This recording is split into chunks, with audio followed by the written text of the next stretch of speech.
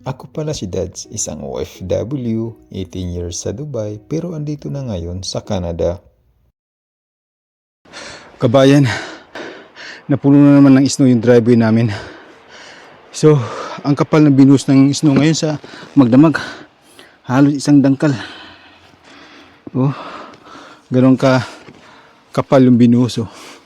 Siguro mga 5 inches or kulang-kulang 5 inches. Magaan lang naman to palahin, kabayan. Yung snow, magaan lang to palahin. Magaan lang siya palahin. Oh. Oh. Kasi bagong buhos, magaan na siya. Huwag lang yung mabasa na siya, no? Abutan ng ulan. Yun ang mahirap palahin. Kasi mabigat na yung gabayan. Ito, bagong buhos, magaan lang. Kaya kung kayo ay magbabalak pumunta ng Canada at hindi kayo sanay humawak ng pala, ngayon sanayin nyo na ang sarili nyo. Kasi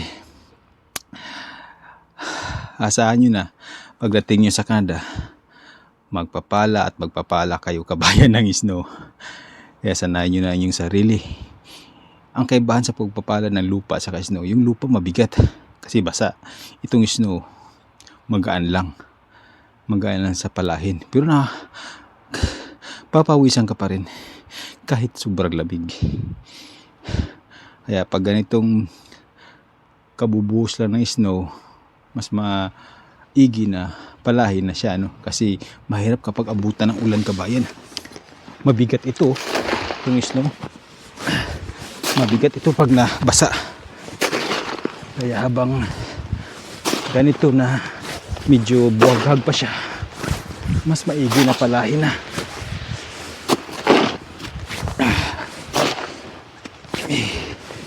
Ang pagpapala ng snow, pagsasyabi, ay responsibilidad ng mga homeowner, kabayan.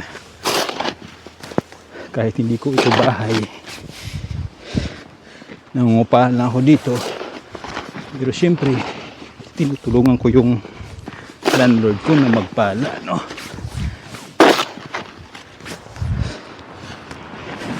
Ganun talaga dito, tulungan lang.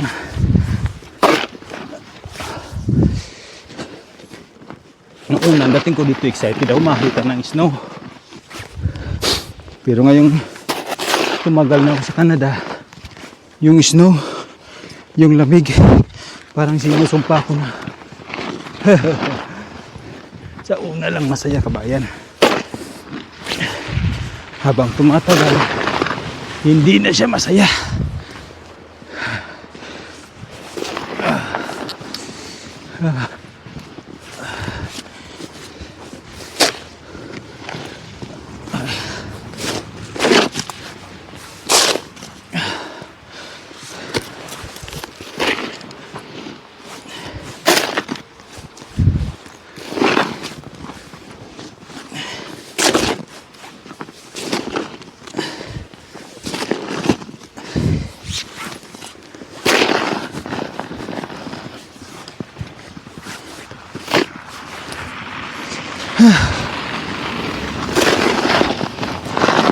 Nakapagod din kahit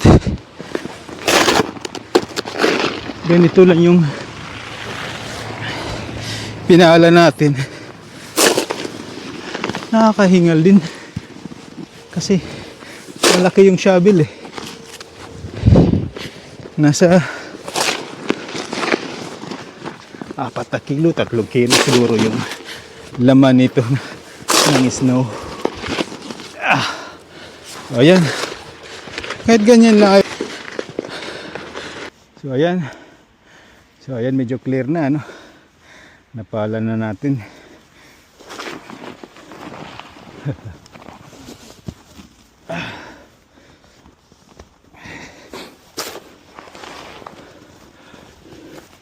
Yung snow, kabayan, kung malapit lang ako sa Pilipinas, ipapadala ko na ito. Isa sa akin na ito. Maganda ibenta to sa mga gumagawa ng halo-halo, Pinong-pino, kabayan. Primera klase.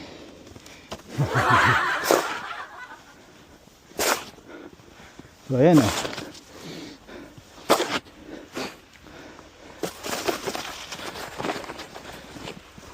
Hindi na tayo mahirapan maglakad papasok ng bahay. Kasi napalan na natin.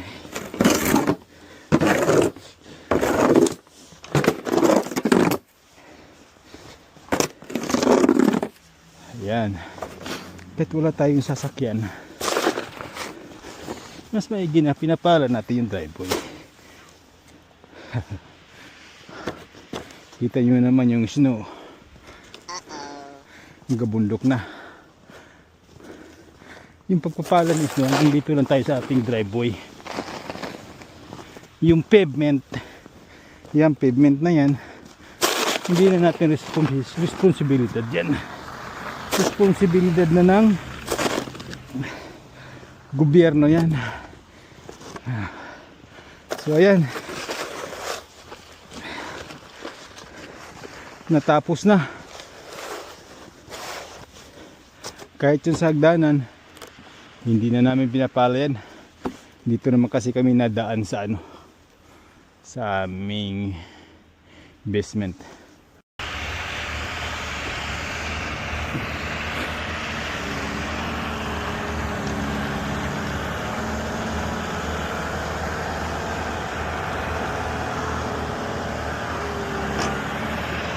Gumamit na sila ng ano,